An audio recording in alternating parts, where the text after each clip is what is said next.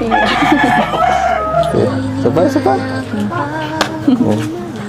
Ano nga po pala yung sinabi nyo kanina? Sabihin nyo na po matagal pa po ang birthday ko.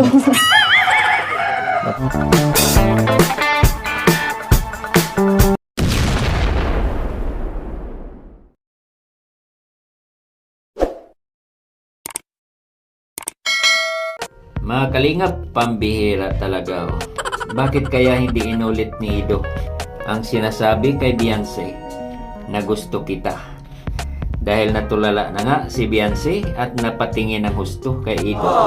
At alam kong naririnig ni Beyonce yun, pero gusto lang niyang marinig ulit. At clear na sasabihin ni Ido dahan-dahan na gusto kita, Beyonce. Mahal kita, Beyonce. Pero alam kong sasabihin ulit yun ni Ido. Off camera, walang vlog. Kaya mabigla na lang tayo mga kalingap na sila na. May isang gusto lang akong sabihin.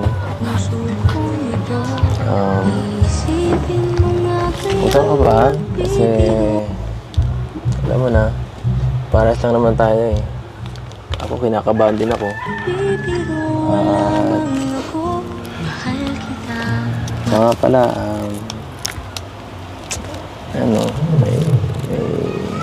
paano ba to? Sasabihin ako sa'yo.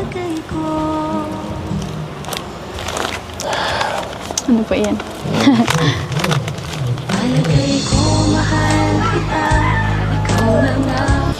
Nahihirapan ako sabihin. Dadalawang isip ko. Gusto kita. Ano po? Ano po yan? Wala. Ulitin. Basta nasabi ko na kung gusto kong sabihin. Kung di mo narinig, kala ka na binibigyan ka lang. So ano ito? Ano po yan? Pahirapan mo ako eh. Hindi ko po na rin. Hindi ko narinig ako. Bahala ka sunod na lang pag birthday mo na lang. Sunod. Alay pa po ang birthday ko. Kaya nga eh. Basta alam mo naman yung effort ko andito lang. Ano? Ano nga po ulit yun?